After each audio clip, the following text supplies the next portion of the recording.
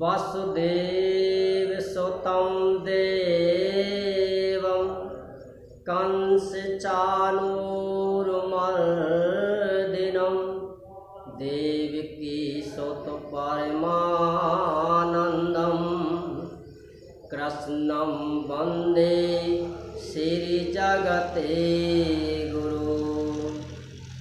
राधे तो मेरी स्वामुनि मैं चरणन को दास, जन्म जन्म मोए दीजियो श्री वृंदावन सवास। नमस्कार मित्रों, कृष्ण जन्माष्टमी के अवसर पर आपको और आपके परिवार को हार्दिक शुभकामना, बहुत बहुत अभिनंदन।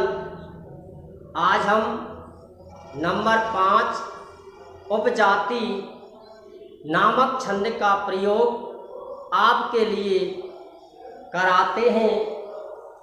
उपजाति छंद, उपजाति छंद भी 11 वर्णों वाली होती है। इसमें कितने वर्ण होते हैं? 11। ये उपजाति छंद का लक्षण है। अंतरो उदीरित लक्षम भाजौ पादौ यदि यावपु जाते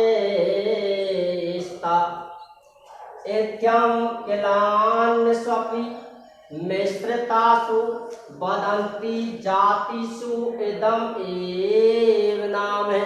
अर्थात उपेंद्र, वज्रा और इंद्र वज्रा, इन दोनों के मिश्रण से इंद्र वज्रा और उपेंद्र वज्रा, इन दोनों के मिश्रण से उपजाति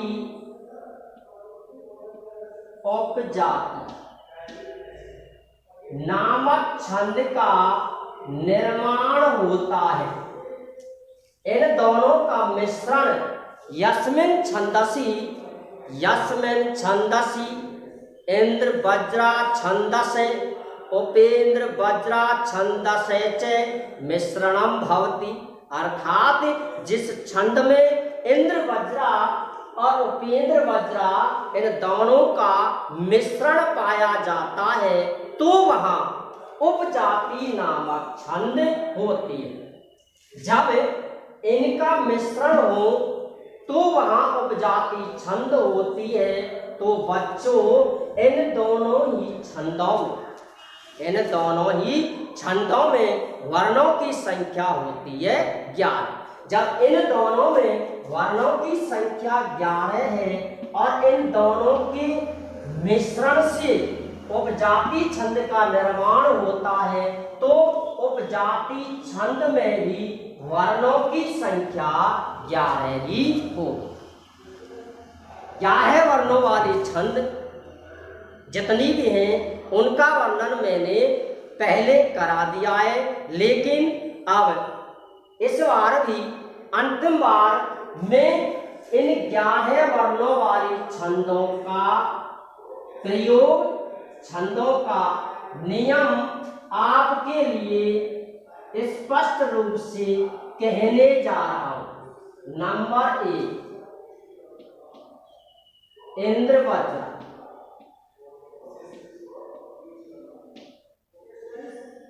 नंबर 2 उपेंद्र वज्रा।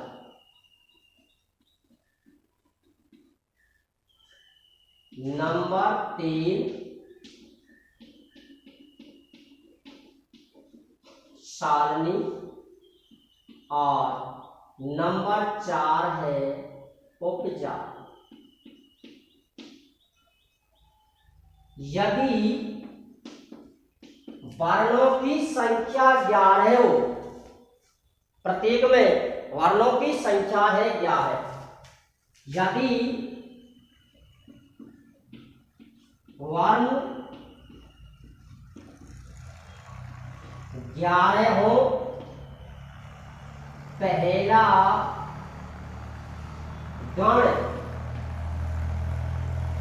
पहला गण तगण हो,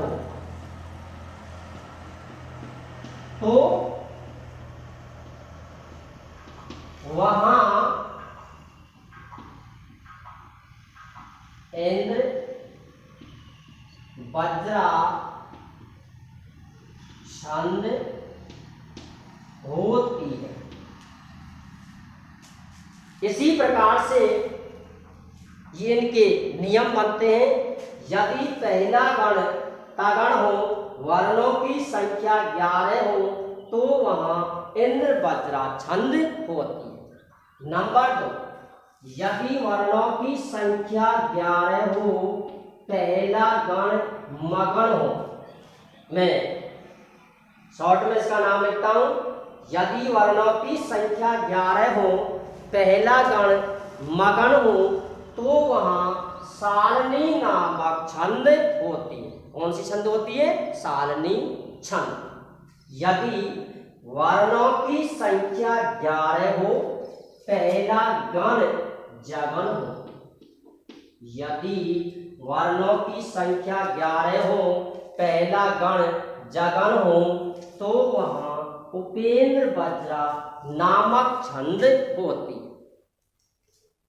नंबर 4, यदि उपेंद्र वज्रा और इंद्र वज्रा, यदि उपेंद्र वज्रा और इंद्र वज्रा इन दोनों का मिश्रण यदि पाया जाता है, तो वहां उपजाति नामक छंद होती है।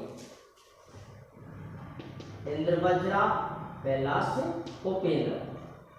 यदि वर्णों की संख्या 11 हो, इंद्र वज्रा और उपेंद्र वज्रा दोनों का मिश्रण यदि दिया हो, तो उस स्थान पर उपजाति नामक छंद होती है। इसमें जो प्रश्न पूछा जाता है, उसमें उसके 2 तरीके हैं। नंबर 1, जो पहला तरीका है, सर्वश्रेष्ठ जो तरीका है पूछने का जो ढंग है, वो ये है कि वो पूछने वाला प्रश्न में मात्र काव्य का एक चरण देता है, अर्थात छंद का एक चरण देता है। उस चरण में यदि वर्णों की संख्या 11 हो और उस चरण में पहला गण 1 में लेगा, यदि उस चरण में वर्णों की संख्या 11 दी हुई है और पहला गण तगण है या जगण है, इसके माध्यम से इंद्र वज्रा होगी या उपेंद्र वज्रा होगी। लेकिन कुछ उदाहरण ऐसे होते हैं जिनकी जानकारी हम सभी को होनी अति आवश्यक है। यदि ऐसी स्थिति में उसके पूरे दोनों उदाहरण अर्थात वह श्लोक आपको पूरी तरह से याद होना अति आवश्यक है। यदि पूरा श्लोक याद है, पूरी छंद का वर्णन तुम्हें पता है, तो हम उपजाति छंद का उसमें नाम लिख पाते हैं। इस प्रकार से 11 वर्णों वाली जो छंद है, वो छंदों की संख्या है 4, इंद्र वज्रा, उपेंद्र वज्रा, सालनी और उपजाति। उपजाति के उदाहरण देखते समय उसका सही उत्तर तो ये होता है कि उसके चारों चरण हमें याद होने चाहिए, और यदि हमें चारों चरण याद नहीं है तो हम उपजाति के नाम के स्थान पर या तो इंद्र वज्रा लिख पाएंगे या उपेंद्र वज्रा लिख पाएंगे या फिर सारणी छंद का नाम लिख पाएंगे। उस स्थिति में क्या होगा, ये आंसर की के आधार पर ही निर्भर करेगा। आगे चलते हैं। उपजाति छंद जो है उपेंद्र वज्रा और इंद्र वज्रा, इन दोनों के मिश्रण से बनी है।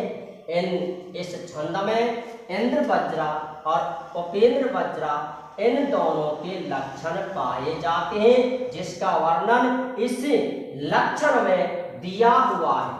इत्थम किलान्वपि मिश्रतासु, इस प्रकार से मिश्रतासु मिश्रण होने पर, इस प्रकार से दोनों छंदों का मिश्रण होने पर हम उसे वदंती जातिषु इदम एव नाम, ऐसी अवस्था में, ऐसी दशा प्राप्त होने पर हम उसे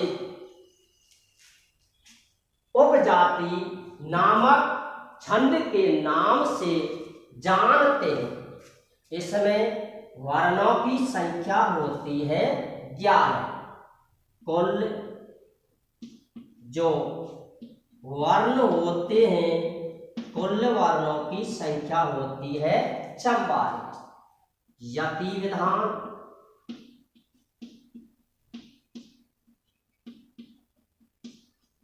यति विधान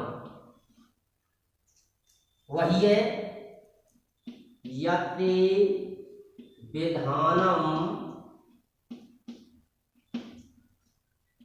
नास्ति,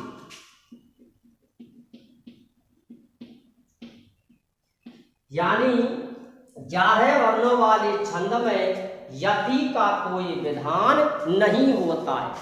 11 वर्णों वाली जितनी भी छंद होती है, उन छंदों में यति का कोई विधान नहीं है।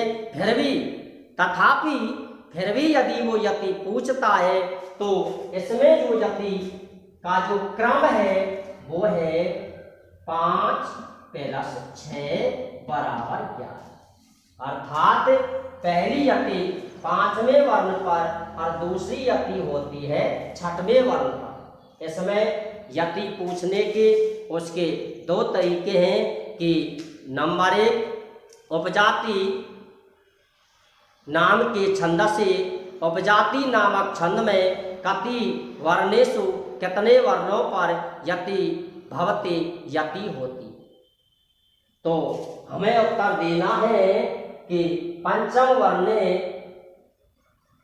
षड्वर्णे या पंचवर्णान्ते, षड्वर्णान्ते च यति भवति, 5वें वर्ण पर और 6वें वर्ण पर यति होती है। और दूसरा जो तरीका है उसमें ये भी अपन लिख सकते हैं कि यति विधानम नास्ति।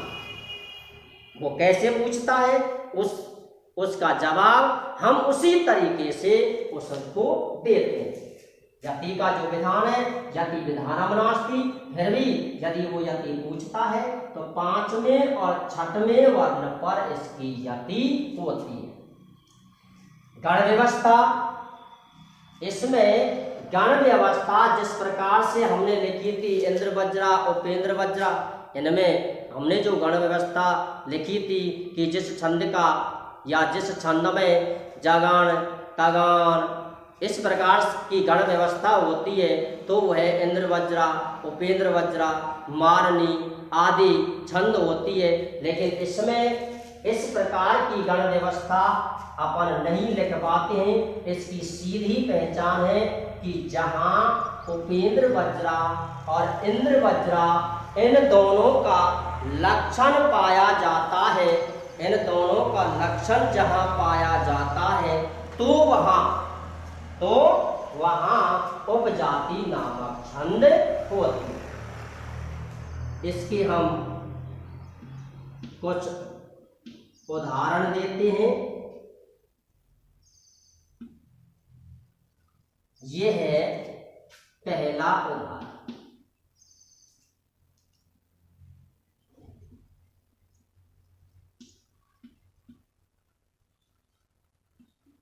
कर्पूर गौरम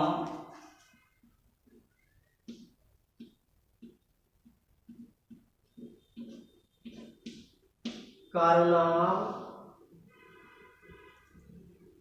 तार। कर्पूर गौरम करुणाव तारम सदा वसंतम।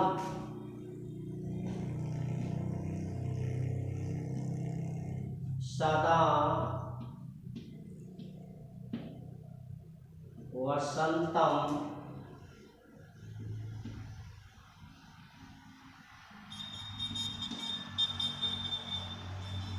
हृदयारविंद।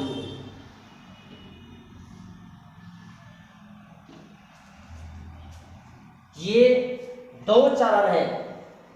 कर्पूर गौरम कर्णावतारम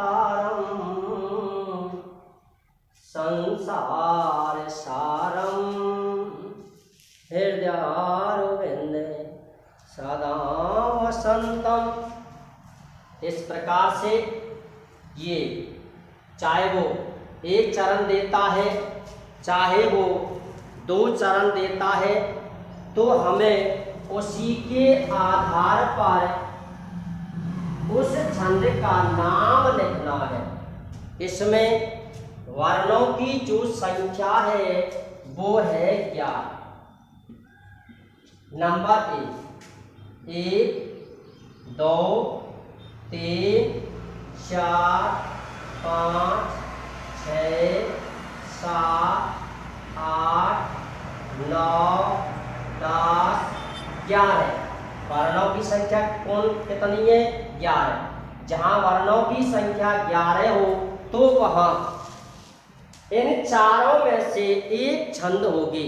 यदि पहला गण तगन हो तो इंद्र वज्रा, पहला गण जगन हो तो उपेंद्र वज्रा, पहला गण यदि मगन हो तो वह होती है सारंग। इसमें देखते हैं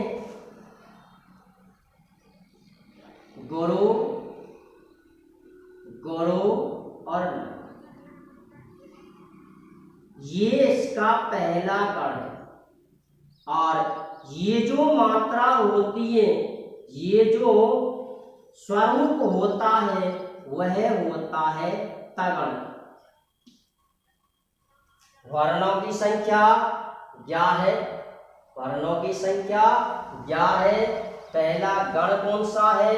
तगण। इसलिए इसमें छंद कौन सी है? इंद्र वज्र।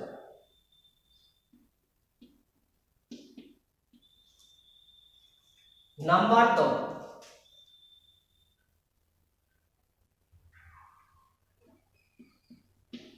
संसार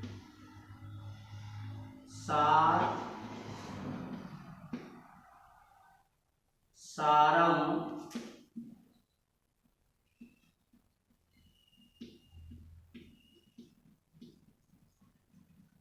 भुजगेंद्र हार। ये इसका दूसरा चरण है। अब इसमें देखते हैं गुरु, गुरु और न। इस समय जो से लघु वर्ण है इसके ऊपर अनुस्वार का रूप दिया है, इसलिए इस लघु वर्ण को हम गुरु वर्ण मानते हैं। वर्णों की संख्या कितनी है? 11। वर्णों की संख्या कितनी है? 11। पहला गण कौन सा है? तगण। इसलिए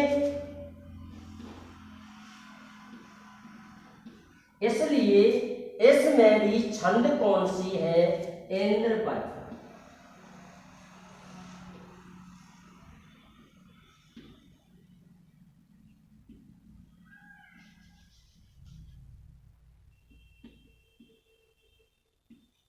इंद्र वज्र। नंबर 1 पहला चरण, नंबर 2 दूसरा चरण, ये दूसरा चरण, नंबर 3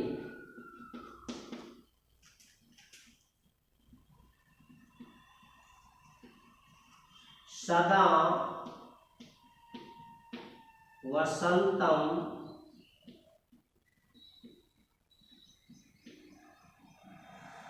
हृदयारविंद।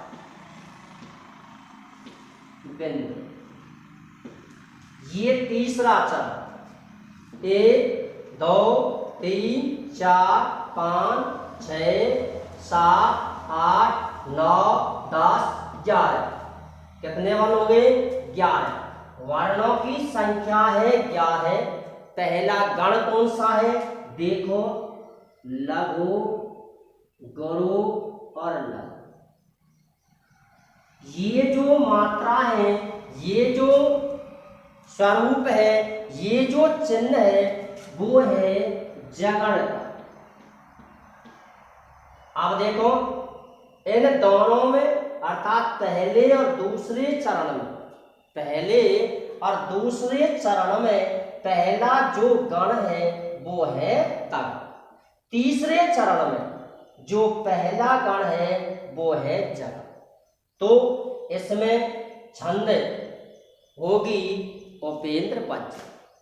इसमें कौन सी छंद होगी? उपेंद्र वज्रा। अंतिम चरण भी मैं लिखता हूं सदा वसंतम हृदयारविंदे, और अंतिम चरण है भवम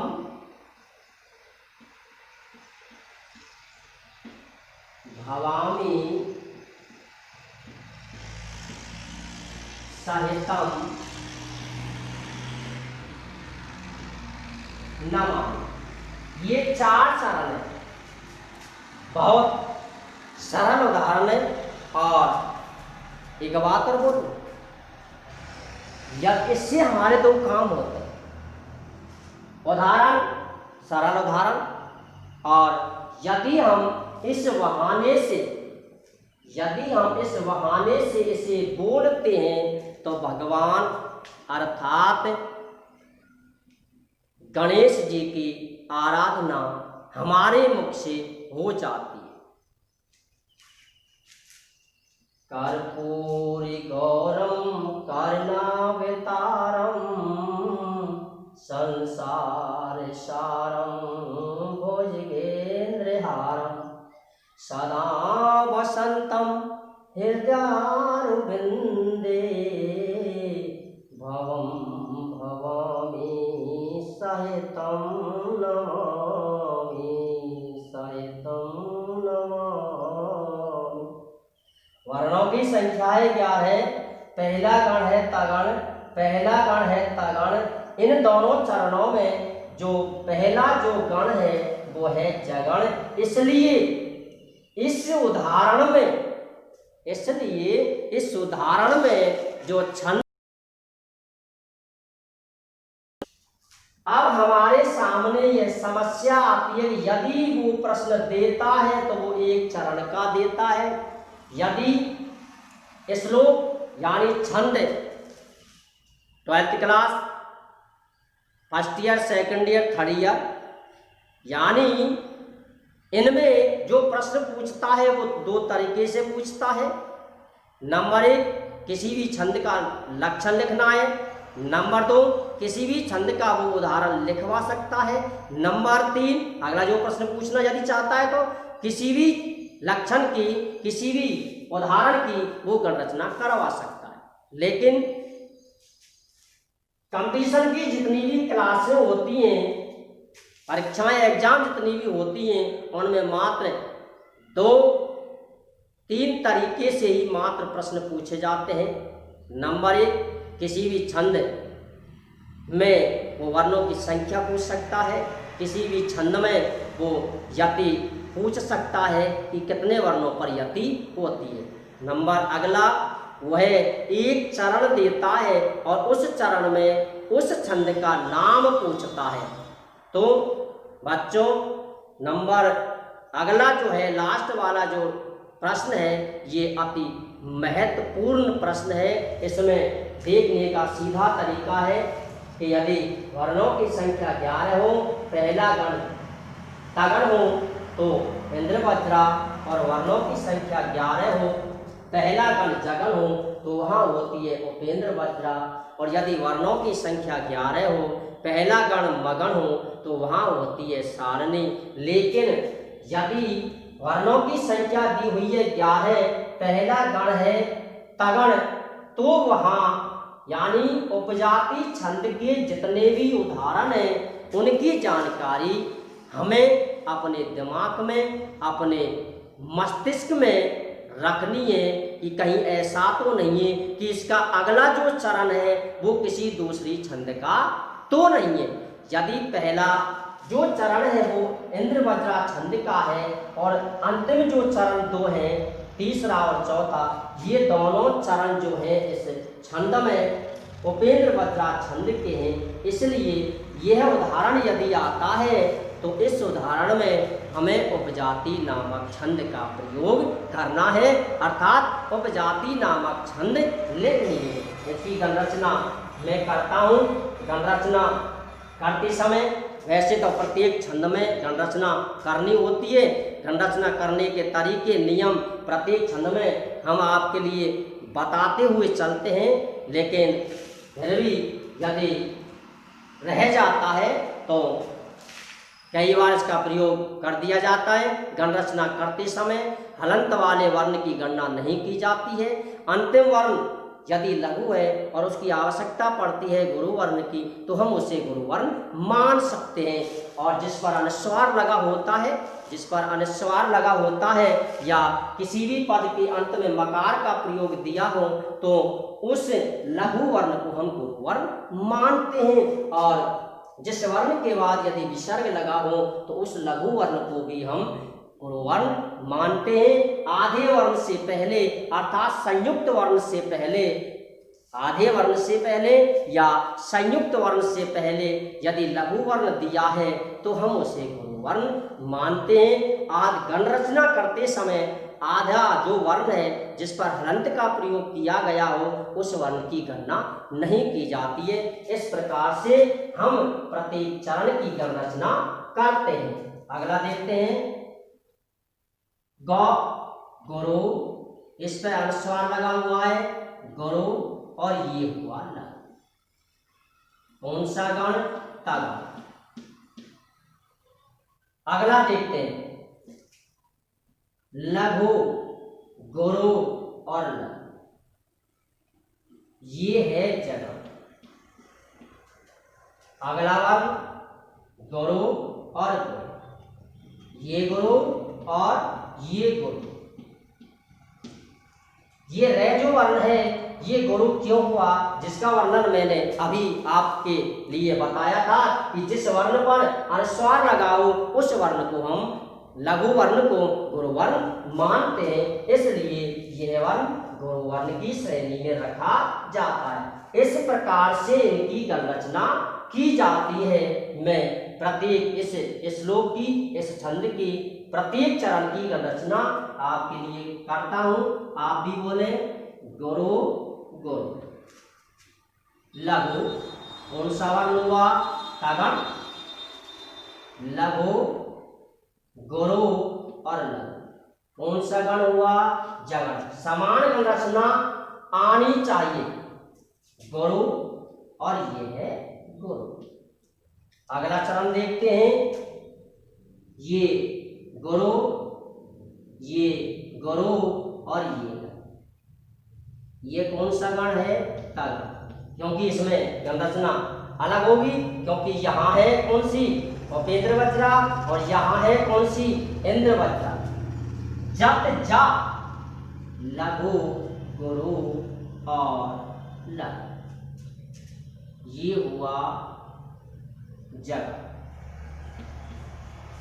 ये गुरु और ये गुरु, अंतिम दोनों जो वर्ण है वो गुरु वर्ण है।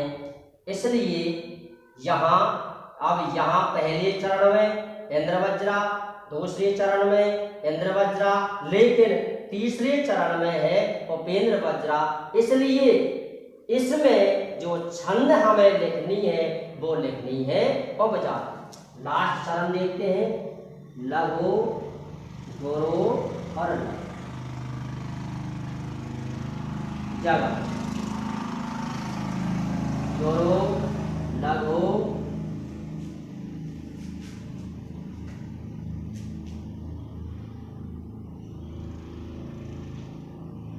और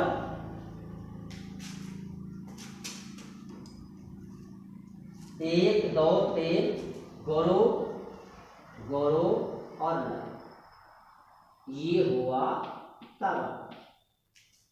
लघु गुरु और लघु, ये हुआ जगह। ये गुरु। अंतिम जो वर्ण है वो लघु वर्ण है, अंतिम जो वर्ण है वो लघु वर्ण है, लेकिन उपेंद्र वज्रा और इंद्र वज्रा इन दोनों ही छंदों में अंतिम जो वर्ण होता है वह गुरु होता है। इसलिए हमें आवश्यकता है, हमें जरूरी है कि हम अंतिम वर्ण को गुरु माने। ये अंतिम जो वर्ण होता है लघु वर्ण, उसे हम यदि हमें आवश्यकता पड़ती है तो हम उसे गुरु मान सकते हैं, और यदि आवश्यकता नहीं पड़ती है तो हम उसे गुरु वर्ण नहीं मानते। इसलिए इसमें जो छंद हमें लिखनी है वो लिखनी है उपजाति छंद। इस प्रकार से यहां तक उपजाति छंद का वर्णन हमने आपके लिए किया है। एक बार फिर से इसका वर्णन सुने। नंबर 1, उपेंद्र वज्रा और इंद्र वज्रा के मिश्रण से जिस छंद का निर्माण होता है उस छंद को हम उपजाति नामक छंद कहते हैं। इस छंद में वर्णों की संख्या कितनी होती है? 11। इस छंद में वर्णों की संख्या होती है 11, और 11 वर्णों वाली छंद में जो यति होती है वह 5वें वर्ण और 6वें वर्ण पर होती है। लेकिन इसमें यति का कोई विधान नहीं है। इसमें यति का कोई विधान नहीं है। 11 वर्णों वाली जो छंद है वो आपके सामने लिखी हुई है। आप ऐसे जो जरूरी प्रश्न हैं उन प्रश्नों को अलग से अवश्य ही नोट करें, जिससे आपको छंद की पहचान करने में कोई भी समस्या नहीं आती है। ये इसका उदाहरण है। उदाहरण देखते समय 11 वर्णों वाली छंद में उपजाति छंद का यदि उदाहरण हो तो वह उदाहरण विशेष कर कृपा करके उस उदाहरण को पूरा ही याद करके अपने मस्तिष्क में बसाए रखें, जिसके कारण हम इस प्रश्न का उत्तर बड़ी सरल तरीके से दे सकते हैं। इसका मैं एक उदाहरण और भी देता हूं।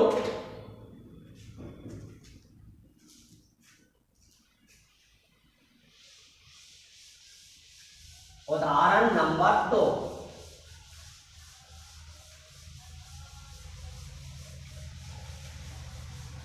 उदाहरण नंबर 2 है वो अंजनी पत्र हनुमान की स्तुति से लिया गया है, और वो ये है कि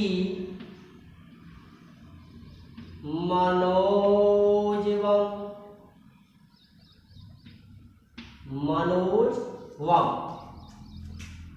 मारुते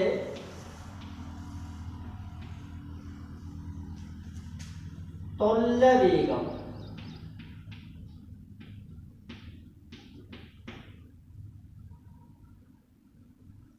मनोजवम मारुतुल्यवेगम मनोजवम मारुतुल्यवेगम जितेन्द्रियं बुद्धिमतां वरिष्ठं वातात्मजं वानरयूथमुख्यं श्रीरामचंद्रं शरणं प्रपद्ये।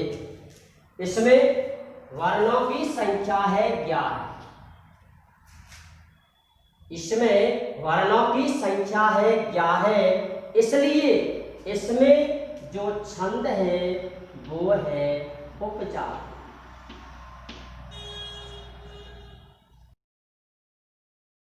छंद का नाम लिखना है वो है उपजाति। एक उदाहरण आपने वो पढ़ा है, ये श्लोक है, ये सामने विद्या ये सामने विद्या विद्या तपोनिदानम् ज्ञानम न शीलम न गुणो न धर्म। जिसके पास ना विद्या होती है, ना तप होता है, ना दान होता है, ना ज्ञान होती है, ना ज्ञान होता है, ना सदाचार होता है, अर्थात जिस मनुष्य के पास कुछ भी नहीं होता है वह मनुष्य साक्षात पुष्प विषाणहीन है। वह साक्षात बिना पूंछ और सींग वाले पशु की तरह होता है। इसमें वर्णों की संख्या है कितनी, क्या है? 1 2 3 4 5 6 7 8 9 10। ईशान विद्यान तपोन दान। इस प्रकार से वर्णों की संख्या है 11 और इसमें जो छंद का नाम हमें लिखना है और वो छंद है उपजाति। कौन सी छंद है? उपजाति। इस प्रकार से नंबर 4